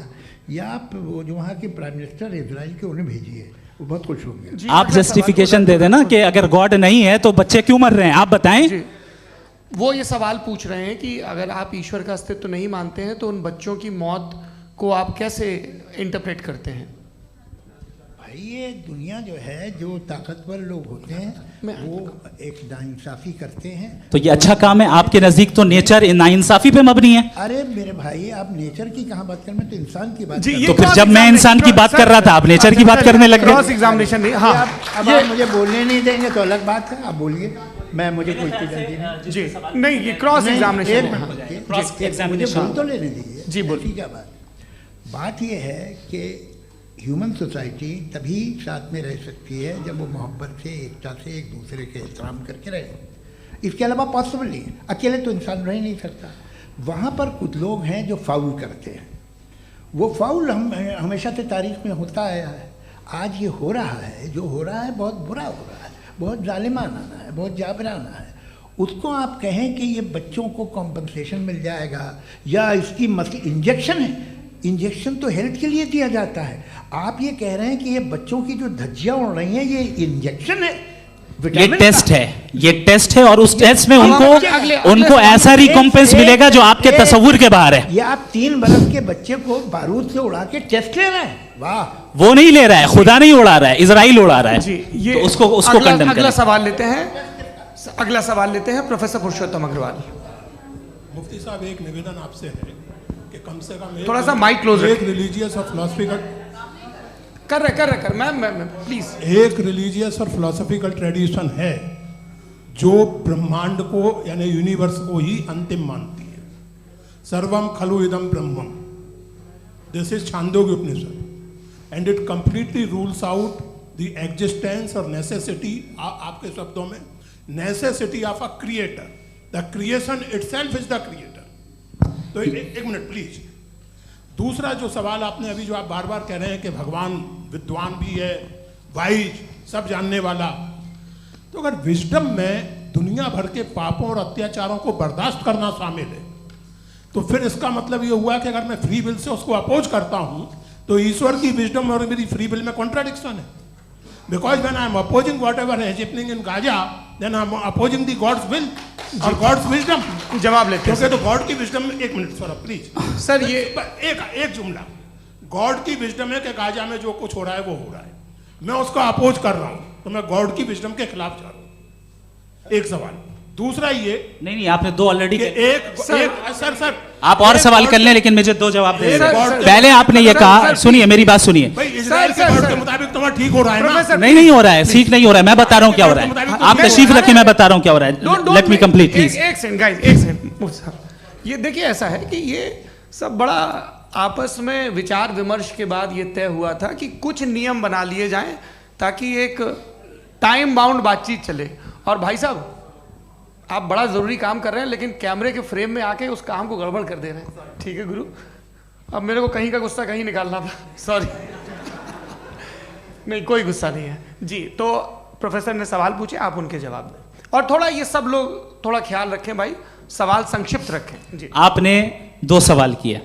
सबसे पहला ये कहा कि हमारे पास ये कॉन्सेप्ट है कि ये यूनिवर्स खुद नेसेसरी बीइंग है, creation itself is the creator.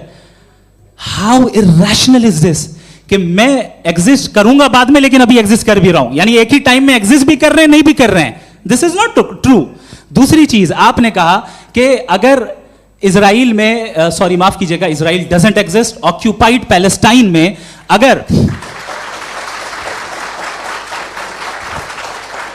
अगर ऑक्यूपाइड पैलेस्टाइन में बच्चों को मारा जा रहा है फ्री विल की वजह से और गॉड नहीं रोक रहा, ये कॉन्ट्रडिक्शन है। ये बताइए कि एक एग्जाम में एक बच्चा गलत आंसर लिख रहा है, सुनिए, एग्जामिनर चाहे तो रोक सकता है, क्यों नहीं रोक रहा है?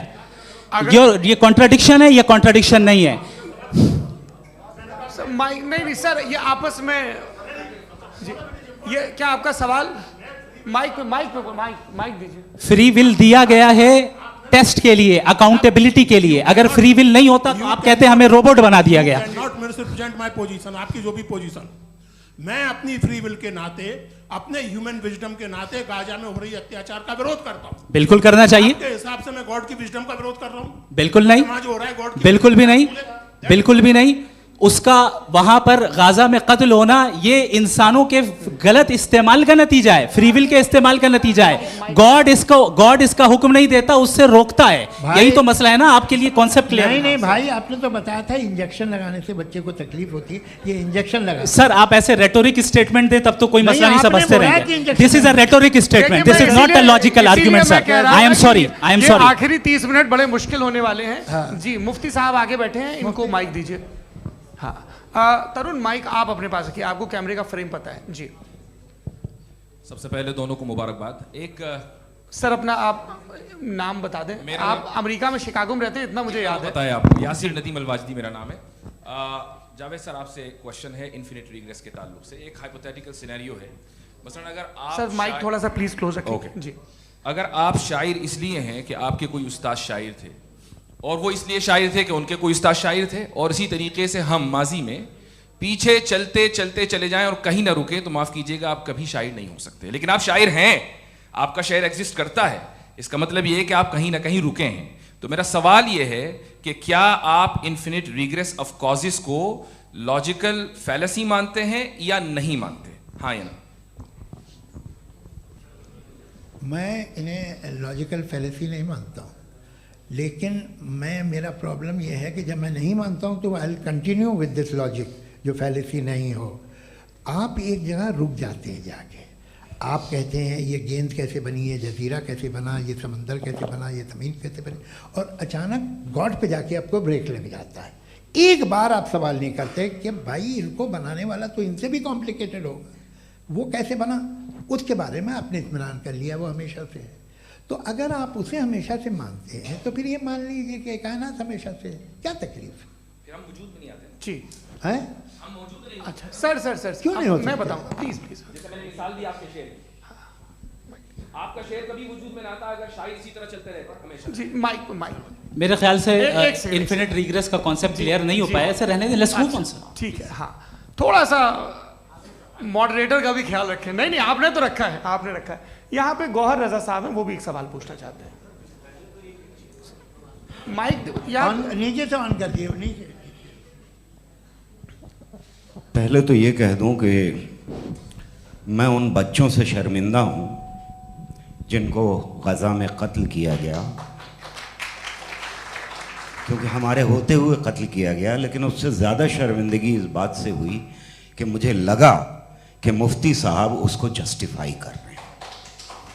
बिल्कुल भी नहीं, आप बहुत ही गलत। मुझे लगा मैं गलत हो सकता हूं। बिल्कुल गलत। मैं सवाल पूछ रहा हूं, मैं सवाल पूछ रहा हूं। मैं जावेद भाई से डिसएग्री करता हूं। एक सेकंड देखिए, अगर देखिए ऐसा, एक सेकंड आप सर वेट, अरे आप कुछ मेरे पहले मुझे अपनी बात कह लेने दीजिए।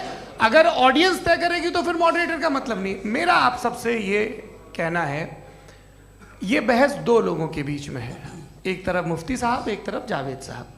पिछले 1.5 घंटे से ये लोग अपने अपने तर्क रख रहे हैं। आपकी इनसे इत्तेफाकी हो सकती है, ना इत्तेफाकी हो सकती है। मेरे उस्ताद मुझे सिखा गए हैं कि मुखामुखम में असहमति की गुंजाइश बची रहनी चाहिए। अगर मैं आपकी बहुत इज्जत करता हूं गौहर साहब, आपने जो कमाल की किताबें लिखी, साइंटिफिक टेम्परामेंट, लेकिन मेरी ये गुजारिश है आप सबसे कि यदि आप इन लोगों ने जो बोला उन पर टिप्पणियां करेंगे तो ना वक्त की पाबंदी रहेगी, ना वो अनुशासन। आप सवाल पूछ लें, उस सवाल में जो बात आ जाए वो आ जाए। मैं जावेद साहब से डिसएग्री करता हूं, इसलिए जावेद साहब से सवाल पूछ रहा हूं। आपका सवाल जावेद अख्तर साहब से। और सवाल ये है मेरा कि जावेद साहब ने कई बार लॉजिक का इस्तेमाल किया कि साइंस में लॉजिक है और रिलीजन में लॉजिक नहीं है। मेरा ख्याल ये है कि रिलीजन में भी लॉजिक है, लेकिन उस लॉजिक की बेसिस ये है कि आप रुक जाते हैं, जिसका जिक्र जावेद साहब ने बार बार किया, यानी खुदा के तसव्वुर पे आते हुए, गॉड के तसव्वुर पे आते हुए रुक जाते हैं। और इसमें सवाल पूछना मतलब फॉरबिडन होता है। सवाल ये है कि क्या जावेद साहब इससे एग्री करते हैं कि साइंस की लॉजिक अलग है और रिलीजन की लॉजिक अलग है? बताइए सर। देखिए, 3 चीज़ें हैं, साइंस है, एक है मंतिक है, इस्तिदलाल है, और एक जो है कुछ भी नहीं है, फेथ है, अकीदा है। मैं अकीदे की लॉजिक का कायल नहीं हूँ। मुझे आप इस्तिदलाल से, लॉजिक से, रीज़न से समझाइए, मैं मानने को तैयार हूँ, मेरा क्या नुकसान होगा। लेकिन ये कि अकीदे पे मैं नहीं जा सकता हूँ। अकीदे का मतलब है कि तुम ये मान लो, सवाल ना करो, ये नहीं। आप सारी बातें करके, बड़ी साइंटिफिक बातें करके एक जगह जाके खुदा के हुदूद पे रुक जाते हैं, सरेंडर कर देते हैं। मैं सरेंडर करने को तैयार नहीं। दैट्स ऑल जी। ये आगे सर बैठे हुए हैं, इनको माइक दीजिए। भाई वो आप पूछना चाह रहे थे ना भाई? हाँ, नहीं मैं ये जी। आपका नाम? आसिम इफ्तिखार। आसिम जी, पूछिए। सर जावेद सर से सवाल है कि आपने अपने माइक थोड़ा करीब अपने क्लोजिंग स्टेटमेंट में बात कही थी कि मज़हब का जो फ्यूचर है वो ज़्यादा दिन नहीं जाने वाला है, लेकिन मैं देख पा रहा हूँ कि जो ऑक्सफोर्ड यूनिवर्सिटी की एक स्टडी है 2011 में हुई है जिसके 50 एकेडमिशियंस ने इसको अंजाम दिया था, उसमें वो ये कहते हैं कि जो फेथ इन गॉड है वो इनबिल्ट है ह्यूमन नेचर के अंदर, जिसको हम कहते हैं फितरत के अंदर शामिल है वो। और वो ये कहते हैं कि अगर कोई ये समझता है कि मज़हब को वो ख़त्म कर देगा तो ये उसकी गलत फहमी है। तो आप इसके बारे में, इस स्टडीज़ के बारे में क्या कहते हैं? ठीक है, मैं उनसे एग्री नहीं करता हूँ। वो कौन से प्रोफेसर होंगे ऐसा? उनके पास डेटा है, इन्होंने डेटा के बेस होगा। डेटा क्या हो सकता है? फ्यूचर का डेटा तो नहीं हो सकता ना उनके पास, प्रेजेंट का डेटा हो सकता है। डेटा आपने सुना 100 साल पहले का बाद का डेटा? मैंने तो नहीं सुना आज तक। तो आज उनकी ये राय है और होगी राय, ठीक है। दुनिया में तरह तरह की राय है लोग, लेकिन मैं समझता हूँ कि वक्त के साथ इंसान ज़्यादा से ज़्यादा रीज़नेबल और लॉजिकल होता जा रहा है। आज आप देखिए वेस्टर्न यूरोप में क्या परसेंटेज है नॉन बिलीवर्स की, बहुत हाई। वहाँ चर्च खाली पड़े होते हैं। तो अल्टीमेटली तो इंसान कोई ऐसी बात बहुत अरसे तक नहीं मान सकेगा, चाहे गलत या सही, जो उसे उसके दिमाग को, उसके जहन को, उसके लॉजिक को अपील न करे। वो कह रहे हैं तो ऑक्सफोर्ड के होंगे तो कैम्ब्रिज के होंगे तो मुझे क्या लेना देना। उनका डेटा मुस्तकबिल का नहीं हो सकता है। जी दीपक, हाँ पूछिए। मैं आऊँगा अभी, पीछे की साइड भी आऊँगा, माइक वहीं भेजूंगा 2-3 साल के लिए। जी जावेद साहब आपसे सवाल है। नमस्ते। अरे भाई सर, अगर आप ही लोग को तय करना है तो फिर 200 लोग तय कर लें। नहीं sir, please don't do this sir. Sir everybody has a right sir, but we can only take selected questions. No sir, ये यंग लोग भी हैं तो इनकी ये अब उतने यंग, भाई आप यंग हैं कि नहीं हैं? वो कह रहे हैं वो भी यंग हैं साहब, आप उनकी नौजवानी पर दावा उनको ही करने थे। हाँ मुफ्ती साहब आप यंग, हाँ पूछे। अरे भैया सर मेरा सवाल ये है, कुछ इनसे भी तो पूछो। जी हाँ, नहीं बस आपसे एक सवाल है। जैसे थीस्टों के पास अपने जो ईश्वर को मानते हैं उनके पास अपने सोशल गेट टुगेदर्स हैं। 5 रोज़ आज क्रिसमस आने वाला है, होली है, दिवाली है, ईद है। एथिस्ट क्या ऑफर कर रहे हैं? मतलब मैं इनकी दुकान से बोलूं मैं आना चाहता हूं उस तरफ, पर मैं अट्रैक्ट नहीं हो पा रहा हूं। मैं सोशल गेट टुगेदर्स क्या है आपके पास? वो ये कह रहे हैं कि जो धार्मिक लोग हैं, अलग अलग धर्म के लोग, उनके उत्सव त्योहार कॉन्ग्रेगेशन बहुत हैं। अब आपको मैं एक सुनाता हूँ, यहाँ हिस्टोरियन भी बैठे हैं। मृदुला जी आप बताइएगा सही है कि नहीं। ये एक कॉन्स्टेंटाइन, एक ग्रीक रोमन बादशाह था जो क्रिश्चियनिटी आने के 400 साल बाद उसने डिसाइड किया कि मैं क्रिश्चियन हो जाऊंगा, मेरी पूरी स्टेट कैंसिल हो जाएगी। उस ज़माने में ऐसे ही होता था, राजा जो धर्म इख्तियार करता था वो जनता भी कर लेती थी। इसलिए कि वो हो गया था बैंकक्रप्ट, और उसे जो मेडिटेरियन कोस्ट के रिच क्रिश्चियन वो थे मर्चेंट, उससे पैसा चाहिए था। तो उसने कहा यार क्रिश्चियन हो जाओ। तो उसने अपने वजीर से कहा कि भाई ये हिस्ट्री है कि अब हम लोग क्रिश्चियन हो जाते हैं। पहले सर हो जाएंगे, कोई प्रॉब्लम नहीं है, लेकिन एक प्रॉब्लम ये है कि 17 दिसंबर से 25 दिसंबर तक जो पेगन फेस्टिवल होता, जो पेगन जो फेस्टिवल होता है वो बंद हो जाएगा, इसलिए कि हम क्रिश्चियन हो गए तो होगा नहीं। तो वो बच्चों को बहुत बुरा लगेगा, पब्लिक को बहुत इन्जॉय करते हैं, खासतौर से 25 को मेन डे। उसने कहा हाँ ये तो सही कह रहे हो, ये जीसस क्राइस्ट की पैदाइश कब थी? पहले साहब वो अप्रैल में थी। नहीं कट करो, वो 25 दिसंबर को है। यह हकीकत है जी। और 400 साल बाद क्रिश्चियनिटी के अप्रैल से दिसंबर ले आए, और इसलिए कि यहाँ पेगन फेस्टिवल होता था। अब मनाते हैं आप आराम से। ये जो सारे फेस्टिवल हैं ये रिलीजन से, हर एक को एक इंटरटेनमेंट डिपार्टमेंट चाहिए होता है अपनी कंपनी चलाने के लिए। तो ये रिलीजन ने, ये सेकुलर त्यौहार थे जिन्हें रिलीजन्स ने ले लिया है। ये मौसम के थे, फसलों के थे, किसानों के थे, उसको आपने लेकर रिलीजियस रंग दे दिया। ये कोई रिलीजन से थोड़ी आए आप। अच्छा हमें देखिए, हम तो मुल्द हैं, हम ईद मनाते हैं, हम दिवाली मनाते हैं, हम होली मनाते हैं, हम क्रिसमस मनाते हैं। बम्बई की फिल्म इंडस्ट्री की सबसे बड़ी होली हमारे घर में होती है, सबसे बड़ी ईद हमारे घर में होती है। वो हमारी सोशल वो है, हमारा हेरिटेज है। ऐसा थोड़ी है कि we will throw the baby along with the water. ये तो अच्छी चीज़ है, इन्हें रखो, जो बेकार है फेंक दो। जी हाँ हेलो जी, मेरा सवाल नादवी जी से है। जैसा कि आपने बोला कि गॉड टाइम के भी परे हैं और गॉड इतनी कॉम्प्लेक्स चीज़ है कि उसे ह्यूमन माइंड समझ नहीं सकता, और गॉड ने अर्थ पे फ्री विल भी दे दी है, तो आप अपना वक्त ज़ाया क्यों कर रहे हैं गॉड के बारे में बात करके? अपन को तो बात करनी चाहिए कि सोसाइटी को बेहतर कैसे करें। जी, मैं गॉड वही बताता है सोसाइटी को कैसे बेहतर करें। अभी मैं आपका जवाब देता हूँ। आपने कहा कि टाइम पे वो एग्जिस्ट नहीं करता, सो मेरा सवाल ये है कि जैसा आपने बोला कि गॉड बहुत ही कॉम्प्लेक्स चीज है, मैंने कहा ही नहीं कि कॉम्प्लेक्स है, तो आपके अल्फाज हैं। कॉम्प्लेक्स का लफ्ज गॉड के लिए सुइटेबल नहीं है। क्यों? क्योंकि कॉम्प्लेक्स वो चीजें होती हैं जो ऑब्जेक्ट हो। God is not an object जिसको आप इंस्ट्रूमेंट के जरिए लेबोरेटरी में जाके टेस्ट करें, oh it's very complex. No, वो कोई कार का इंजन नहीं है। वो फिलोसॉफिकली नेसेसरी बीइंग ऐसी बीइंग है जो सिंपल बीइंग है। हाँ, आप उसको मुकम्मल तौर पे उसकी तमाम हिकमतों को जान ले और हर चीज को जान ले, ये पॉसिबल नहीं है, क्योंकि वो ऑल वाइज है, आप ऑल वाइज नहीं है, और वो खुदा है, वो आपको सारी चीजें बता दे, ये जरूरी नहीं। मेरा सवाल ये नहीं था, मेरा सवाल ये था कि जब गॉड इतना परे है इस दुनिया से कि उसने अर्थ पे फ्री विल भी दी है, हम सब ह्यूमंस की फ्री विल है, और जो सोसाइटी में हो रहा है वो अपन लोग डिसाइड करेंगे, तो अपन लोग डिसाइड नहीं करेंगे ना, अपन लोग डिसाइड नहीं करेंगे। गॉड जो है, गॉड ने वो उसकी जात, उसकी एग्जिस्टेंस टाइम एंड स्पेस से परे है, लेकिन वो हमारा टेस्ट ले रहा है और उसी गॉड ने हमें बताया कि तुम्हें क्या करना है क्या नहीं करना है, तो जाहिर है उस गॉड की बात सुनेंगे ना हम। वो पीछे एक चश्मा लगाया जो मैम खड़ी हैं, उनको दीजिए। हाँ, आप जी जी बिल्कुल आएंगे। देखिए मैं कोशिश कर रहा हूँ सब तरफ जाने की। हाँ, उनको दीजिए माइक। जी,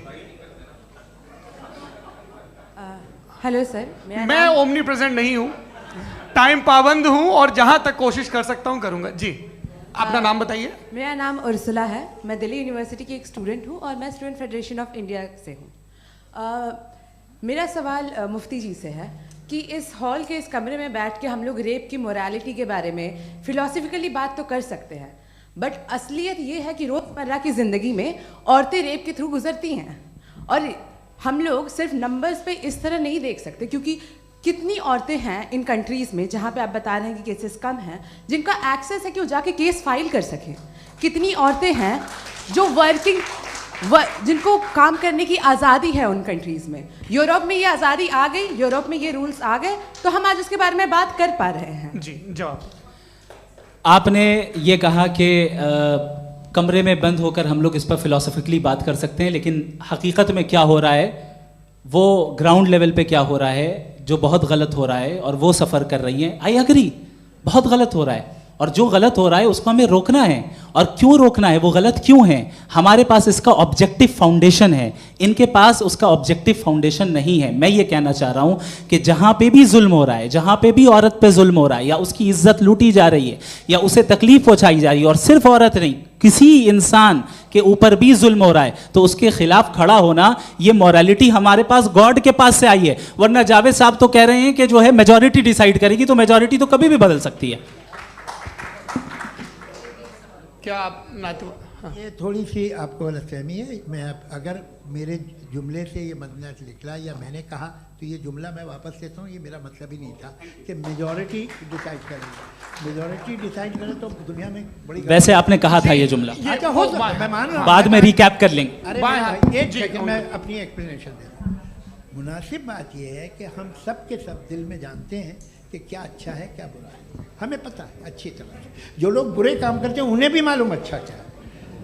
यही तो सवाल था हजरत, कि फिर ये मोरालिटी आई कहाँ से? Cross examination. हाँ जी, हाँ। मोरालिटी साथ रहने की डिजायर से आई, यानी साथ रहकर जो कुछ कह दे, जो कुछ कर दे, वो हो जाएगा। नहीं नहीं, तो आप कायदे से रह ही कर सकते हैं जब तक लोगों में मोरालिटी हो, वरना क्यास हो जाएगा। ये आपको कैसे पता?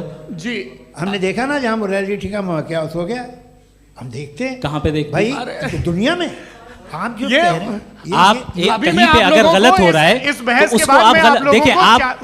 आप एपिस्टेमोलॉजी की बात कर रहे हैं, मैं ऑन्टोलॉजी की बात कर रहा हूँ। मैं इस बहस के बाद आप दोनों लोगों को चाय पे होस्ट करूंगा, वहां पे क्रॉस एग्जामिनेशन कर लीजिएगा। अभी ऑडियंस का हक मार रहे हैं आप लोग भाई, सर जस्ट लोग हैं आप लोग। और ये भाई ये उधर आएंगे, जी सर आएंगे। अच्छा सर, मेरा नाम लईकुर रहमान है और मैं अलीगढ़ मुस्लिम यूनिवर्सिटी का स्टूडेंट हूँ, और जहाँ तक मुझे पता है कि sir you are also product of Aligarh Muslim. मैं भी उसी चमन का बुलबुल। हाँ सर, तो बड़ी खुशी हुई मुझे जान करके कि मैं आपसे मिलूँगा। सवाल सर, मेरा सवाल यह है, सर सैयद अलैहि रहमा का नज़रिया ये था कि खुदा के वजूद को अक़ल के दायरे में रह कर के तलाश करना, न कि पूरी तौर से उसका इनकार कर देना।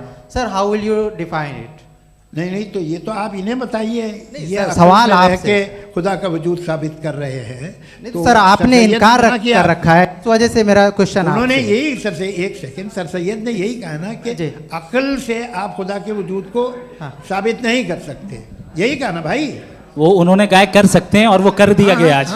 वो फोन दो। तलाश करना या साबित करना अक्ल से नहीं हो सकता। अरे सवाल तो सुन लीजिए जी। अक्ल से नहीं हो सकता है, यही कहा ना आपने। अक्ल से हो सकता है। अरे वो यही कह रहे हैं भाई, आप बता रहे हो सकता है, वो तो कुछ और। आप अगर सर देखो नौजवान फोन ले लो, वो इतनी कमाल की यूनिवर्सिटी है। अरे भाई दे दो जरा, एक मिनट दे दो भाई, मेरी बात सुनो, माइक पे बोलो ताकि जो लाखों लोग देख रहे हैं। माइक दे दो ना। अरे देंगे ना माइक, तुम ठहरो तो।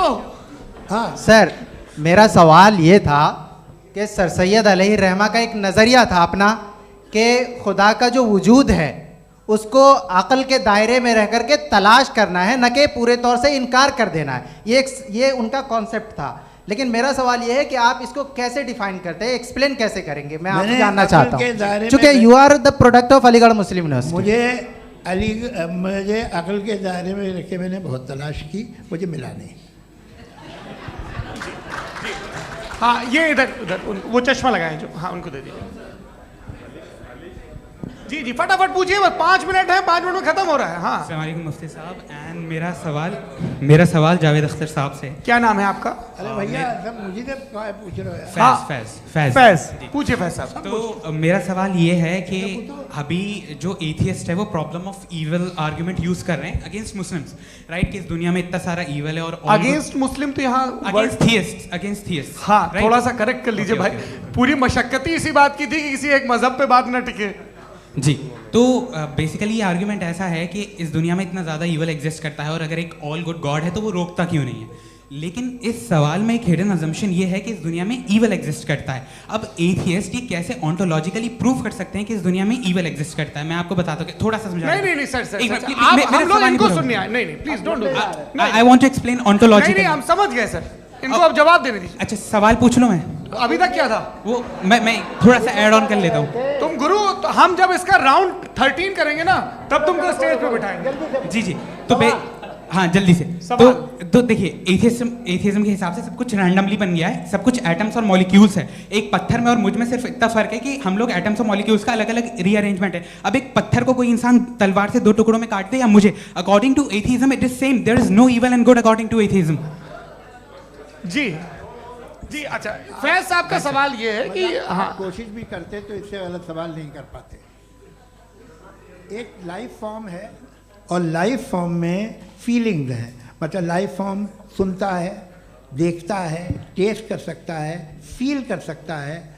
तो उसकी ये जो क्वालिटी इस बबल में आ गई हैं, वो जानवर में भी है, इंसान में भी है। तो जाहिर है कि उसे कोई तकलीफ पहुंचेगी, तो चूंकि उसके पास वो सेंसिटिविटी है तो मैं करेगा। पत्थर में वो सेंसिटिविटी नहीं है। तो ये क्या सवाल हुआ कि अगर पत्थर को काटा तो पत्थर को तकलीफ नहीं होती, तो आपको काटे तो आपको क्यों तकलीफ हो? बैठ जाइए। जी हाँ अगला सवाल। हाँ पूछे जी जावेद अख्तर साहब। अरे भैया सब आप लोग मुफ्ती साहब को छोड़ रहे हैं, मेरे ही पीछे पड़े हैं क्या? चलो बोलो भाई। You asked how God can exist when children die in Gaza. Huh? You asked how God can exist when children die in Gaza, and you also mentioned the rise of atheism in Europe. But the same events also are leading many atheists and non-believers to turn towards faith. How do you interpret this contradiction, where suffering pushes some away from God, yet brings others closer to belief? देखिए आपको एक बात बताऊं, दुनिया perfect तो कहीं भी नहीं है, हर जगह कुछ खामियां हैं। बेटा एक मिनट, मैं आप ही को कहेंगे, देखो वो तो कुछ खामियां, कमज़ोरियां, खराबियां सब जगह है।